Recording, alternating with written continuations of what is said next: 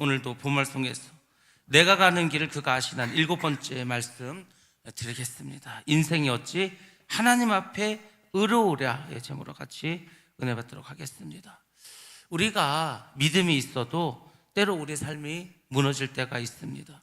지난 시간 우리가 욥기 8장을 했습니다. 그때 빌닷이 말했습니다. 하나님은 공의로우시다. 근데 네가 죄 없이 고난을 받는다고 말하면 하나님의 공의가 깨트려지지 않겠냐. 그러니까 네가 벌을 받는 것은 네가 죄인이기 때문이다. 이렇게 결론을 내렸습니다. 그 말을 들은 욥이 9장에서 이렇게 대답을 합니다. 네 말이 틀린 것은 아니다. 자기가 들어도 하나님은 공의로우시죠. 근데 자기는 벌을 받고 있어. 그 얘기는 내가 무슨 죄가 있나 보다 생각할 수 있겠죠. 근데 우리가 알듯이 욥은 의인이었습니다. 하나님 앞에 죄가 없이 살았어. 그럼 도대체 이 고난은 무엇일까? 빌닷의 판단에 욥은 답답해했습니다. 무엇보다도 공의의 하나님께서, 정말 정의로우신 하나님께서 왜 아무 죄가 없는 나를 이렇게 징계하시고 벌을 주실까? 정말 이해할 수가 없었습니다. 그래서 그는 하나님과 자기 자신 사이에 큰 벽을 느끼게 되었습니다. 우리가 살다 보면은 주변에 있는 사람들과 벽을 느낄 때가 있습니다. 말이 안 통해. 서로가 말이 안 통해. 벽을 느끼죠. 얼마나 답답합니까? 근데 여러분, 정말 큰 답답함은 뭔지 아십니까? 하나님과 나 사이에 어떤 벽이 느껴졌을 때 그때보다 더 고통스럽고 괴로운 것은 없습니다. 그래서 욥은 9장에서 한 가지 원하는 마음이 생겼어. 누군가가 하나님과 나 사이에서 뭔가 좀 이렇게 중재를 해줬으면 좋겠다. 중보자가 있으면 좋겠다. 그것을 기대합니다. 도무지 알 수 없어. 도대체 무슨 문제 때문에, 무슨 일 때문에 내가 이런 일을 겪을까? 누가 좀 하나님과 나 사이에서 좀 뭔가 중재자가 돼서 이걸 좀 해결해 줬으면 좋겠다. 그런 간절한 마음을 욥이 갖게 되었습니다. 그러면서 동시에 이렇게 고백을 합니다. 나는 하나님 앞에 설 수가 없다. 나는 하나님 앞에 설 수 없는 존재이다. 이것이 오늘 설교의 핵심입니다. 왜냐하면 하나님은 오르신 분이죠. 근데 나는 뭔가 지금 어려움이 있어. 그래서 나는 정작 하나님 앞에 설 수 없는 부족한 존재다. 욥이 이렇게 고백을 합니다. 이게 어떤 마음인지 아십니까, 여러분들? 이것이 바로 심령이 가난한 마음입니다. 우리는 하나님 앞에 설 때 이렇게 가난한 심령을 가지고 나아가야 합니다. 그때 우리는 하나님을 만나게 되고 문제를 해결받게 될 줄로 믿습니다. 그래서 여러분들이 하나님 앞에 어떤 마음과 어떤 자세로 서야 되는가, 그것이 욥기 9장과 10장에서 계속 나오는데, 여러분들이 이번 주 또 다음 주 말씀 잘 들으시고 우리는 어떻게 하나님 앞에 나아가야 되는가 새롭게 배우시고 깨달으시고 은혜 받으시고, 그래서 모든 마음의 짐이, 갈등이 해결되시기를 주님의 이름으로 축원합니다. 1절부터 13절에 보면은 욥의 첫 번째 고백이 나옵니다. 그 첫 번째 욥의 고백은 이것입니다. 하나님은 너무 크시다. 여러분들, 하나님 어떤 분입니까? 여러분, 하나님 만나보셨습니까? 하나님이 어떤 분이신지 여러분 잘 알고 계십니까? 그것을 알아가는 것이 신앙생활입니다. 하나님이 어떤 분인가를 깨닫는 것이 바로 믿음의 삶이라는 것입니다. 2절 말씀 보면 이렇게 나와 있습니다. 사람이 어찌 하나님 앞에 의로우랴. 가만히 생각해 보니까 하나님 앞에서는 자기도 그렇고 누구도 의로운 사람이 없다는 거죠. 이것은 욥이 절망 가운데에서 내린 고백입니다. 내가 아무리 그렇게 사는 것 같고, 내 깨끗하게 산 것 같고, 내가 순종하면서 정말 믿음을 산 것 같아도 결국 하나님 앞에 설면은 부끄러울 수밖에 없는 겁니다. 그 앞에서 내 감히 제대로 얼굴도 들을 수 없는 그런 존재라는 거죠. 그것을 고백했습니다. 하나님은 우리의 재판장 되시고 우리는 그 앞에선 그저 죄인에 불과하다는 겁니다. 하나님의 권위를 사람이 어떻게 할 수가 없으니까 하나님과 우리는 근본적으로 다른 존재라는 겁니다. 그래서 욥이 이렇게 고백하죠. 5절에서 10절에 보면은 하나님은 산을 옮기시는 분이라는 거예요. 산을 우리가 어떻게 옮깁니까? 하나님은 옮길 수 있다는 거죠. 땅을 흔드시는 분입니다. 지진도 일으키신다는 거죠. 해를 멈출 수 있는 분입니다. 별을 만드신 분입니다. 자, 욥이 말하는 것은 바로 무엇입니까? 욥이 말하는 하나님 이거죠. 하나님은 너무너무 크신 분이다. 너무 커. 우주를 만들어서 얼마나 커. 근데 나는 너무나 작은 존재다. 저는 이것을 분명하고 확실하게 경험했습니다. 하나님 앞에 섰는데, 이거는 하나님은 뭐 너무너무 크고 나는 그 앞에 먼지만도 못한 것 같아. 그러니까 뭐 어떻게 견줄 수가 없는 거, 하나님을. 나는 하나님의 법정에서 이길 수가 없다. 하나님의 재판장 되시면 나는 꼼짝 못, 뭐 변명도 원망도 합리화도 아니 아무것도 할 수 없습니다. 하나님과 나는 비교 상대가 아니라는 거죠. 욥은 자연을 지배하시는 하나님의 주권과 전능성을 드러냅니다. 그러나 하나님과 비교해 볼 때 자신은 미천하기 그지없는 존재인 것을 인식하게 됩니다. 더군다나 지금 욥은 어떤 상태에 있습니까? 정말로 극한 고난 중에 처해 있지 않습니까? 나약해질 대로 나약해져 있는 그런 상황이었습니다. 산이나 땅은 하나님이 하신 일을 다 깨닫지 못합니다. 그 산이나 땅이 어떻게 알겠습니까? 우리 인간도 마찬가지라는 겁니다. 우리가 하나님의 섭리를 다 이해할 수 있습니까? 아닙니다. 몰라. 지금 당하는 이 고난도 왜 그런지를 몰라. 내가 앞으로 어떻게 될지도 몰라. 목사인 저도 모릅니다. 하나님이 나를 어떻게 할지 어떻게 압니까? 아무도 몰라. 저도 몰라. 그냥 하루하루 하나님이 이끄신 대로 가는 겁니다. 그렇지 않습니까? 몰라. 오늘 당장 데려가실지 어쩔지도 모릅니다. 제가 여러분들에게 한 가지 좀 드릴 말씀이 있어. 근데 이거는 제 마음이 아니고 하나님이 처음에 그 말씀을 주셨기 때문에 드릴 말씀입니다. 제가 지금 목의 상태가 안 좋지 않습니까? 2월 달에 필리핀 갔다 온 후로부터 이제 상태가 안 좋았습니다. 처음에는 감기니까 뭐 좀 이렇게 가래가 좀 사라지면 낫겠지. 근데 한 달이 지나도 두 달이 지나도 낫지 않아. 저도 힘들고 여러분들 힘들고. 그래서 이제 제가 목요일에 병원을 갔습니다. 갔는데 이제 뭐 코 뒤로 해서 카메라를 집어넣어서 내시경을 찍더라고. 그래서 이제 성대를 찍었는데 뭐 결과는 뭐 나왔냐면 성대 결절이라고 나왔어. 성대가 결절됐으니까 목이 신소리가 나겠지. 근데 물혹이 있다는 거예요. 물혹이 이제 작은 물혹들이 많이 있더라고. 근데 이제 그 다음 말이 중요합니다. 그 의사 선생님이 뭐라고 하냐면 암은 아니에요 그러더라고. 암은 아니라고. 근데 저는 그때 그 말을 듣는 순간 무슨 생각을 했냐면, 만약에 암이라고 했으면 어떻게 할까? 저는 별 생각 없이 그냥 가서 약이나 탈라고 병원에 갔는데 느닷없이 의사가 암입니다. 그러면은 모든 것이 이제 다 스탑되지 않습니까? 항암을 해야 되고 수술을 해야 되고 이제 뭐 갑자기 그냥 인생이 확 바뀌어 버리는 거죠. 욥이 지금 그런 상황이라고. 갑자기 하루아침에 그냥 인생이 바뀌어 버렸어. 여러분들, 우리가 그런 존재라는 거예요. 아무것도 아닙니다. 내가 센 것 같죠? 하나도 센 게 없어. 내가 부유한 것 같죠? 그것도 아니야. 강한 것 같죠? 아니라고. 그냥 어느 날 갑자기 사형 선고를 내리면 그걸로 끝이라고요. 우리 동기 목사님 있지 않았습니까? 이분이 1월 달에 우리 교회 와서 집회를 했어. 멀쩡했습니다. 근데 자꾸 변비가 생겨. 그래서 이제 약을 탈라고 병원 갔어. 근데 뭐라고 한지 아십니까? 직장암 4기 말기라는 거예요. 근데 6개월밖에 못 산대. 그래서 그분이 3월 달에 진단받고요, 9월 달에 소천했습니다. 사람의 인생이 어떻게 될지 몰라. 아무도 알 수 없습니다. 우리는 그렇게 살아가는 거예요. 근데 제가 이제 그 소리를 듣고, 그렇구나. 이 인생이라는 게 어느 날 누구 한마디의 말로 이렇게 변할 수 있구나. 근데 이제 저는 그 생각을 했죠. 그래서 이제 뭐 수술을 하면은 빨리 나으니까 수술하는 게 좋겠다고. 그래서 이제 수술 날짜를 5월 중순으로 잡았습니다. 근데 수술 날짜를 잡으면서 제가 그 생각을 했어. 우리 성도들이 기도해 준다면 나을 수 있겠다. 그러니까 여러분들이 하여튼 5월 중순까지 기도해 주시기 바랍니다. 여러분들 기도하셔서 제목이 깨끗해지면 수술 안 해도 되는 거예요. 아니면 그냥 하나님 뜻인가 보다 생각하고 빨리 수술해서 빨리 좀 목을 정상화시켜서 그러면 또 되겠다. 여러분들이 기도해 주시기 바랍니다. 우리가 그래서 제가 알리는 거예요.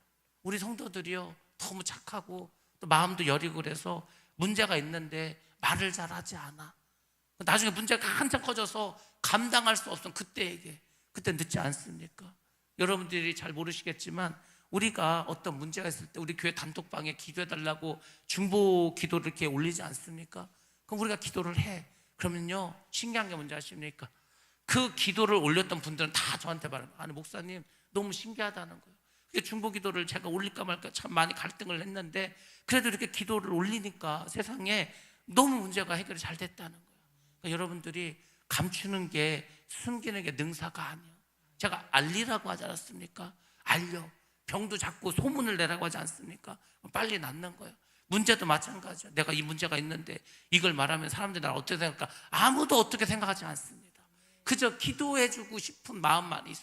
그 생각을 빨리 깨시라는 거예요. 저는 아니 같은 성도들이고 교인들이고 누가 어려움을 당했는데 아이고 그놈 그거 쌤통이다 잘 됐다 이럴 사람 우리 교회 아무도 없습니다. 같이 간절히 기도하고 그 문제를 위해서 붙잡고 우리 중보 기도팀들이 기도하면은 반드시 해결되게 될 줄로 믿습니다. 그게 교회고 그게 성도야. 그게 사랑의 띠로 묶이는 겁니다. 교회가 사랑의 띠로 묶일 수 있는 가장 핵심적인 것은 함께 기도해 줄 때 마음이 묶이는 것입니다. 그러면 여러분들 어려운 일이 있을 때마다 기도하시기 바랍니다. 서로를 위해서 기도해 주시기 바랍니다. 우리는 하나님 앞에서 너무나 나약하지 않습니까? 욥이 그걸 깨달은 거예요. 나는 이게 뭐 부자인 줄 알았고 자식도 많고 하나님 은혜를 받아서 모든 것이 할렐루야 룰루랄라 그런 인생인 줄 알았는데 아니야. 하루아침에 모든 것이 다 사라져 버렸어. 나약한 존재를 깨달았다는 겁니다. 그래서 우리 인간은 하나님 앞에 나가서 변론할 수 없다는 겁니다. 우리가 본문 말씀에 이렇게 말하죠. 내가 변론하려 할지라도. 이 말이 뭔지 아시고, 내가 하나님과 뭘 경쟁을 하려고 해도, 하나님과 다투려고 해도 이렇게 해석이 가능합니다. 변론이란 말은 법률적인 용어입니다. 하나님은 사람과 쟁론을 하고 다투고 경쟁할 그럴 대상이 아니라는 거예요. 그것을 욥이 깨달았습니다. 인간과 하나님 사이에는요 존재론적으로 차이가 있다는 겁니다. 우리 인간은 유한해. 병도 들고요 늙고요 죽기도 합니다. 유한해. 그리고 우리는 죄성을 가졌어. 거룩하다고 아무리 우리가 생각해도 하나님 앞에 딱 서면 그냥 죄부터 드러나는 죄인이라는 겁니다. 그런 존재야. 근데 하나님은 어떤 분입니까? 하나님은 전지전능하신 분입니다. 완전한 의에 거하시는 분입니다. 그래서 우리는 하나님께 사실요 원망 불평이 불가능한 겁니다. 우리가 잘못은 우리가 다 하고 하나님은 아무 잘못이 없는데 거기서 뭘 원망 불평을 하겠습니까? 괜히 죄만 쌓는 거지. 그러니까 여러분들 그걸 깨달으셔야 돼.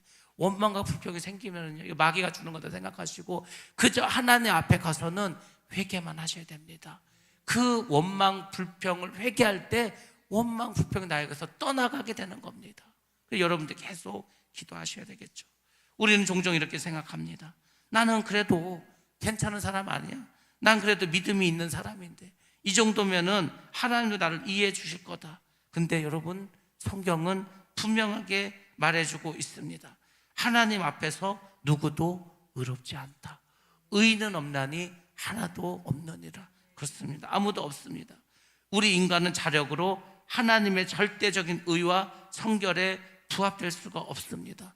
내 힘으로 하나님께서 주신 그 율법을 어떻게 다 지킵니까?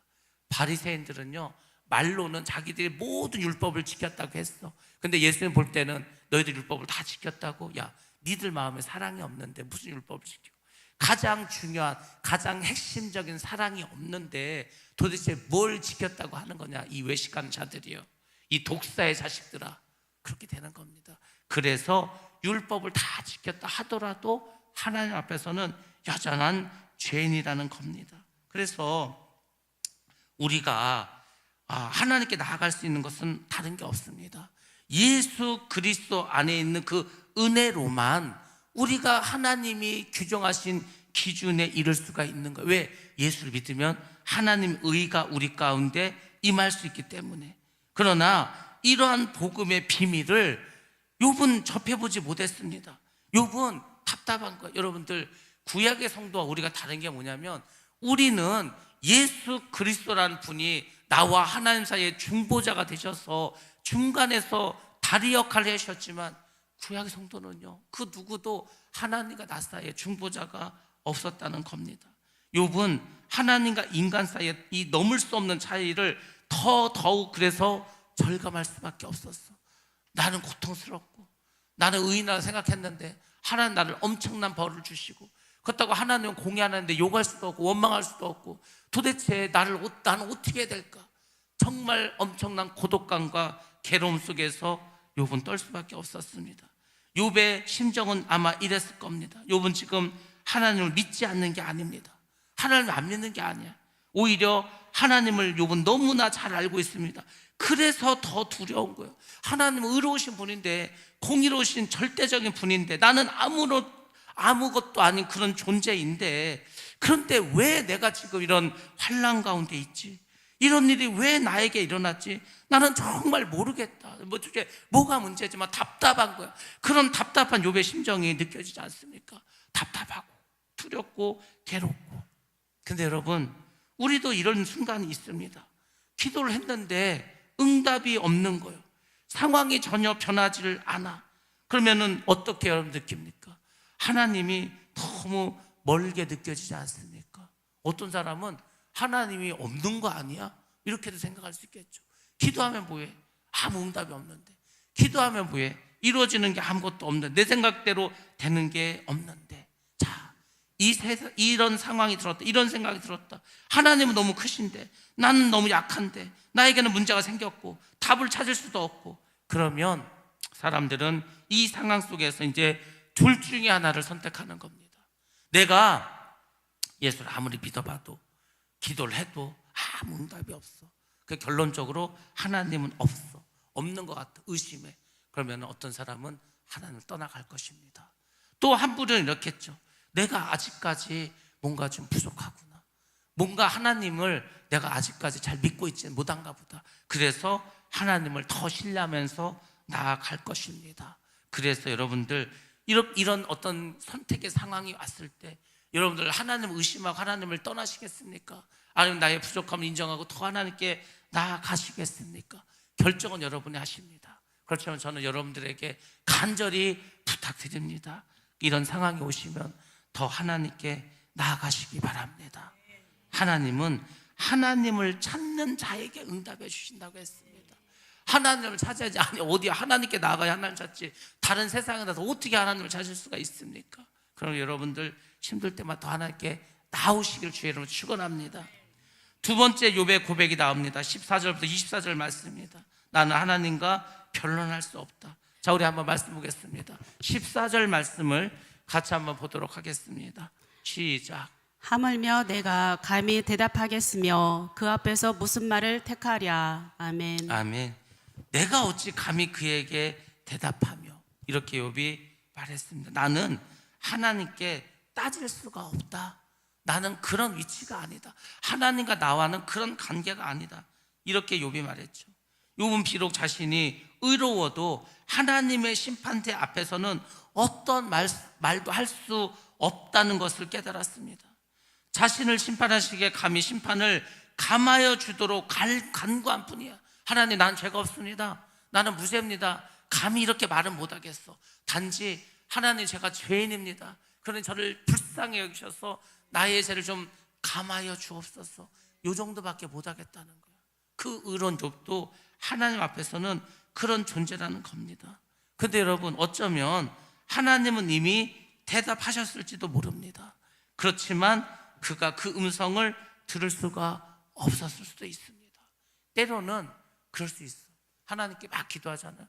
하나님이 그러죠. 야, 이미 응답을 줬는데, 이미 답을 다 줬는데, 그런데 뭘 또 달라는 거야. 이럴 수가 있는 거예요. 제가요, 금산을 가야 돼 말아야 돼 6개월을 밤낮으로 하루에 12번도 더 마음이 바뀌면서, 어떨 때는 가야 될 것 같고 어떻게 하면 또 안 가야 될 것 같고 막 그러고 있었어. 도저히 답을 모르겠어. 근데 이제 어떻게 하나님께서 어떤 목사님을 생각나게 해서, 주일 오후였는데 한 서너 시 때나 전화를 했어. 목사님 어디 있어요? 그러니까 집에 있대. 그래요, 그럼 제가 좀 찾아뵈야 될까요? 그래서 그러라고. 구로구의 항동이라고 저 부천 나가는 끝자락에 있어. 찾아갔습니다. 이야기를 했어.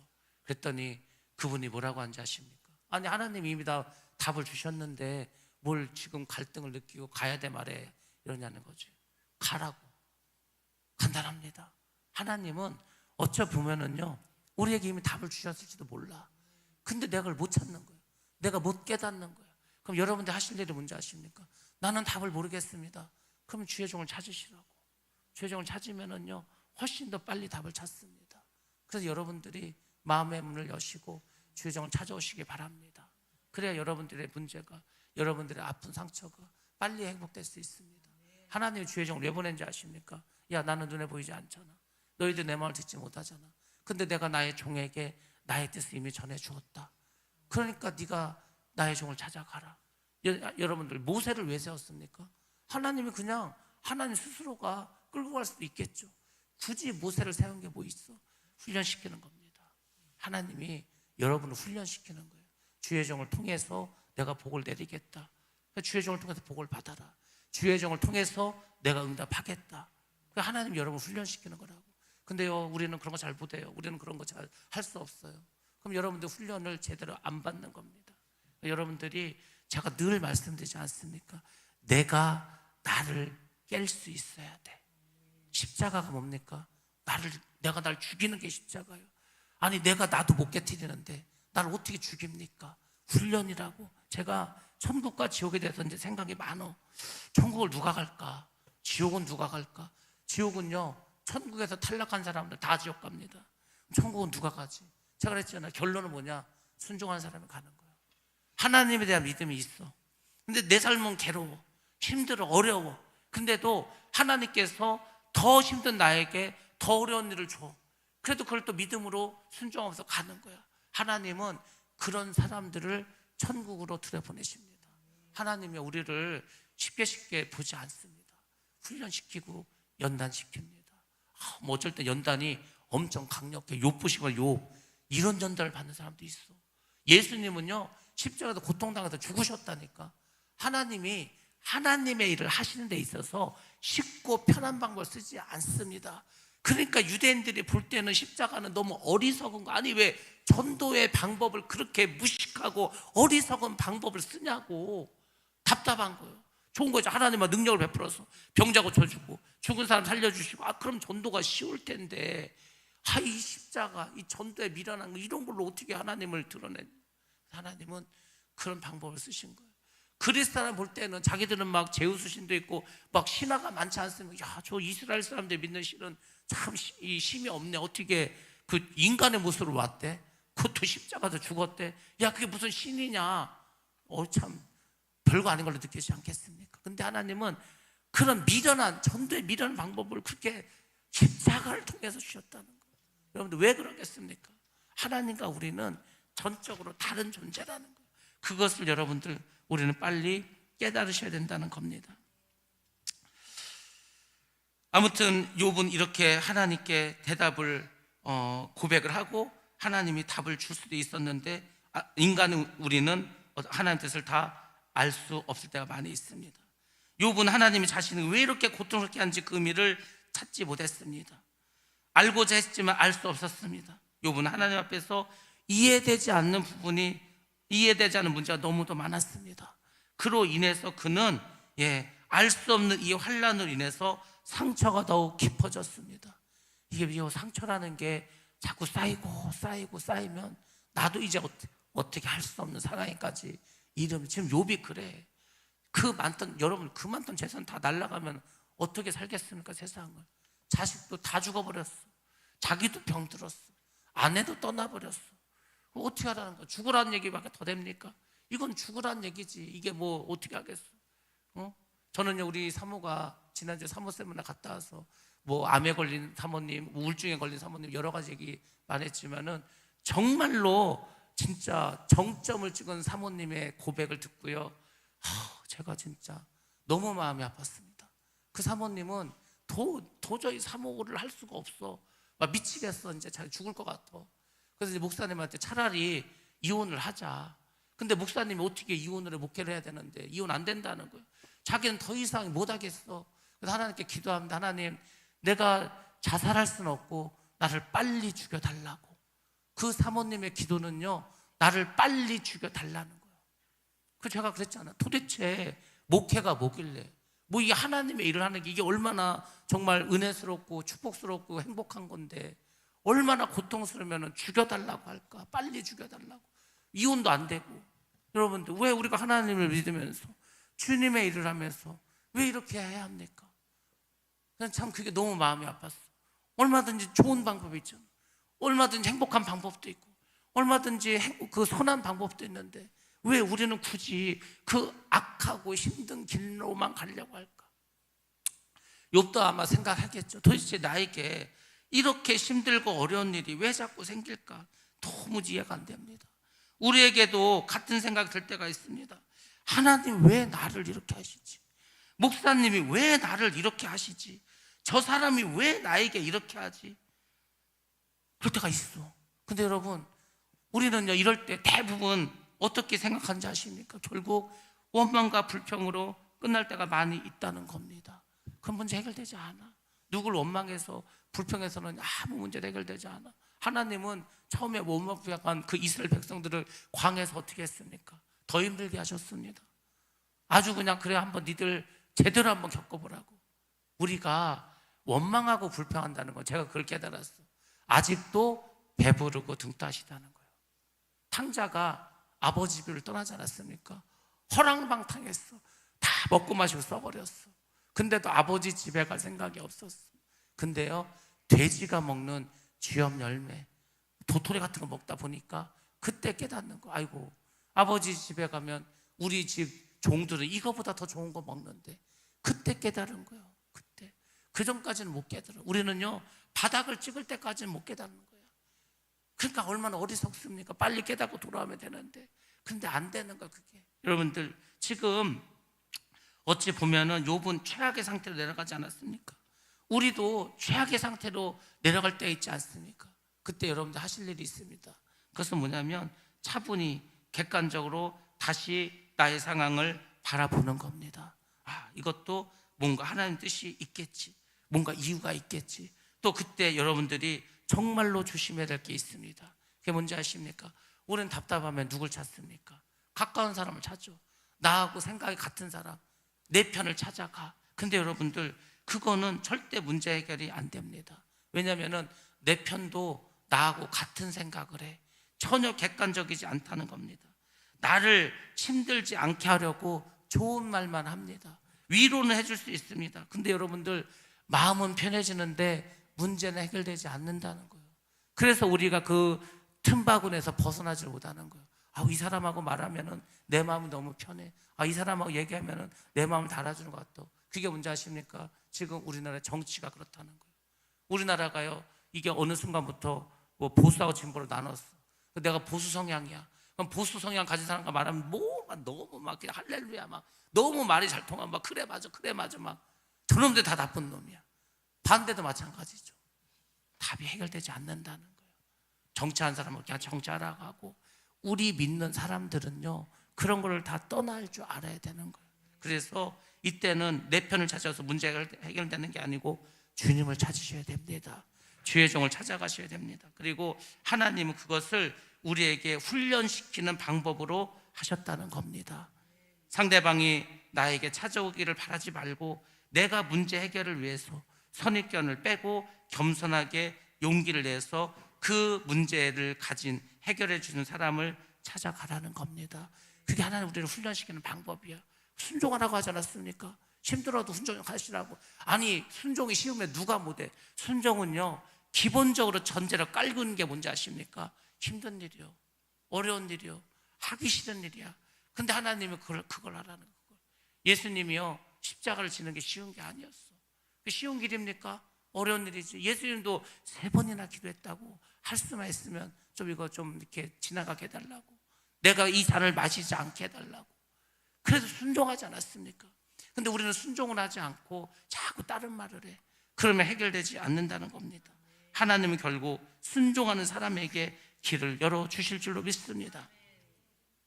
욥은 사실 처음 고난을 받을 때부터 이 까닭없는 고통으로 괴로웠습니다. 고난은 매 순간 계속되었습니다. 욥은 그 까닭을 알 수가 없었습니다. 물론 의인이 고난을 받는다는 점에선 까닭 없는 고통이라고 우리가 할 수 있습니다. 야, 의인인데 그 참 이유 없이 이렇게 고난을 받는 게 말이 될까? 이렇게 우리가 생각할 수 있죠. 그러나 믿는 우리에게는 이런 고난은 하나님의 연단으로 하나님이 주셨다고 생각을 하면은 그것은 까닭이 있는 고통이 되는 겁니다. 우리에게 어려움이 있고 환난이 있고 핍박이 있다는 것은 하나님이 주신 훈련이고 연단이야. 그러니까 그것은 당연히 까닭이 있는 거죠. 높은 차원의 까닭이 있는 겁니다. 그러나 욥은 그 까닭을 알지 못했습니다. 욥은요, 숨을 쉴 수 없을 정도로 고통스러웠습니다. 사람이 너무 힘들면 숨을 못 쉴 것 같아. 답답함을 느끼죠. 우리는 예수님의 십자가를 바라보면서 이 어떤 어려움과 힘든 상황도 사실 이길 수가 있습니다. 우리는 부활의 소망이 있기 때문에 내가 이 세상을 이렇게 힘들게 살다가 죽더라도 나에게는 부활의 소망이 있다, 이런 어떤 소망이 있습니다. 그러니까 여러분, 우리가 감사해야죠. 근데 욥에게는 이게 없었어. 구약의 성도들은요, 무조건 내가 이렇게 힘들면 하나님 나를 벌하시는, 근데 이유를 몰라. 내가 이게 연단당하는 거고 내가 이를 통해서 하나님의 나라가고 이런 생각이 없었단 말이에요. 예수를 믿는 우리는 그걸 알죠. 우리는 예수님의 십자가의 공로에 의지해서 나의 죄를 다 사함받고 나의 어떤 어려움도 힘든 것도 다 믿음으로 십자가를 보고 이길 수 있고 또 죽더라도 부활의 소망이 있으니까 우리는 나갈 수 있는데, 구약의 성도들에게는 그것이 없습니다. 그래서 20절에서 이렇게 말하죠. 내가 의롭다 할지라도 내 입이 나를 정죄하리라. 뭔 말을 해도 결국은 하나님 앞에 죄 짓는 것밖에 안 된다는 것이었습니다. 이 말은 매우 깊은 의미가 있습니다. 내가 아무리 옳다고 말해도 소용이 없다. 왜? 결국 나는 죄인이기 때문에. 욥은 절망 중에서도 아주 중요한 고백을 합니다. 나는 하나님과 대화할 수 있는 존재가 아니다. 여러분들, 우린 때로 이렇게 생각합니다. 하나님, 왜 나에게 이러십니까? 왜 나에게 이런 일이 일어납니까? 근데 여러분들, 이런 질문을 하기 전에 다시 한번 깊이 생각해 보시기 바랍니다. 사실 우리는요, 하나님 앞에 설 자격도 없는 존재들입니다. 하나님 앞에 설 자격도 없는 우리가 하나님 앞에 가서 하나님 왜 나한테 이렇게 합니까? 하나님 왜 나에게 이런 일이 있습니까? 원망하고 불평할 존재가 못 된다는 거예요. 감히 하나님 앞에 설 수도 없는 존재. 지금 욥이 그것을 깨달았다는 겁니다. 우리는 내가 뭔가 대단하다고 착각하고 살고 있습니다.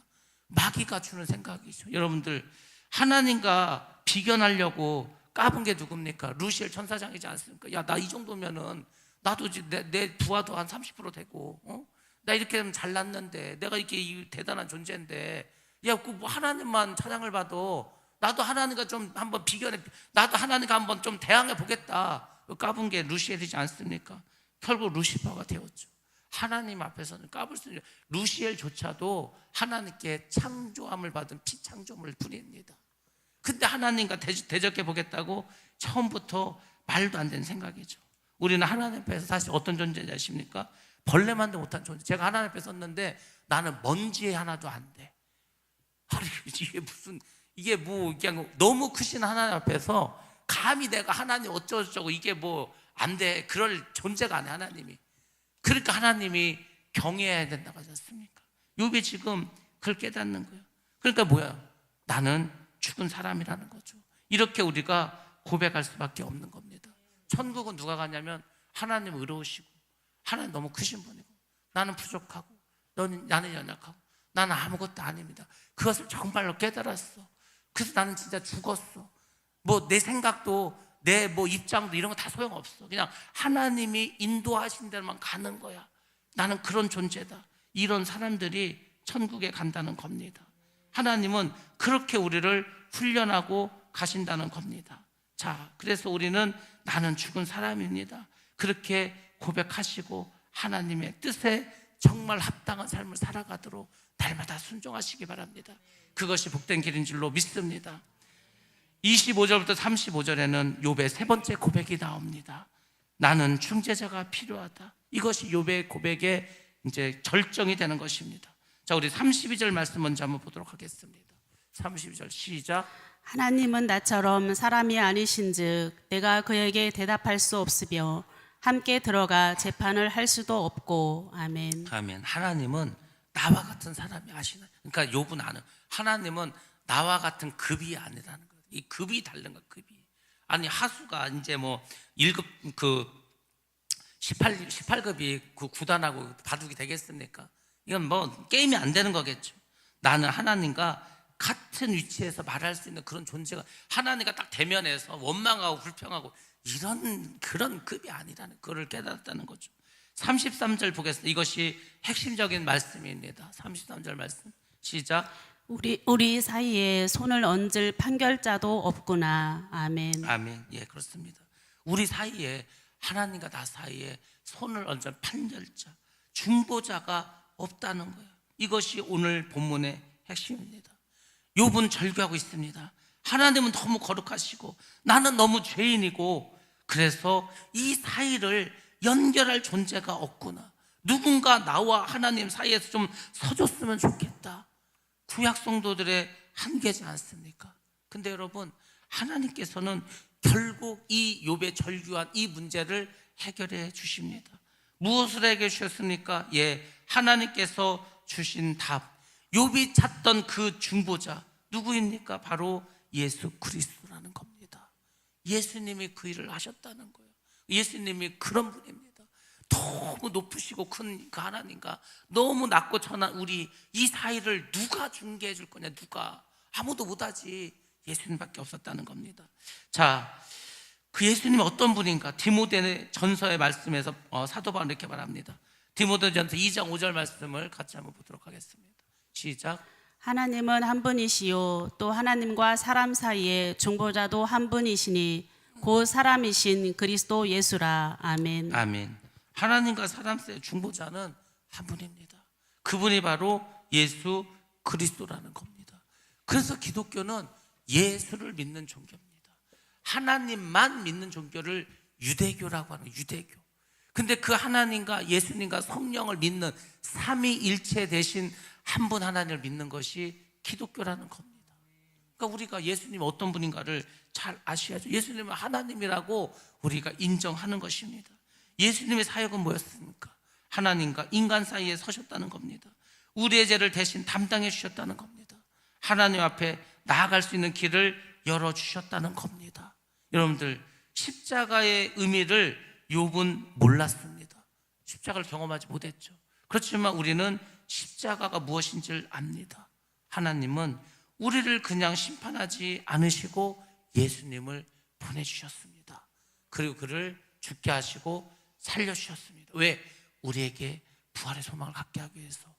저는 욥을 이렇게 묵상하면서 그 생각을 합니다.